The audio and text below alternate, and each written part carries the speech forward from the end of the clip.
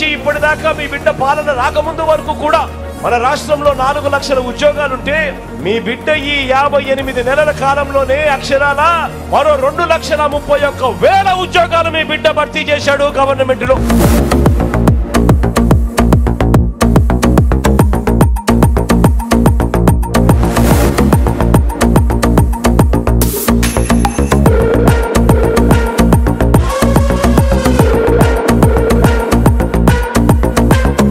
మరి జాబ్ కావాలి అనంటే రావాల్సింది ఎవరు అని అడుగుతా ఉన్నాను.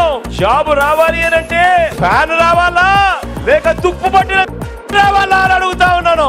ఇలా ఇలా ఇలా ఇలా ఇలా ఇలా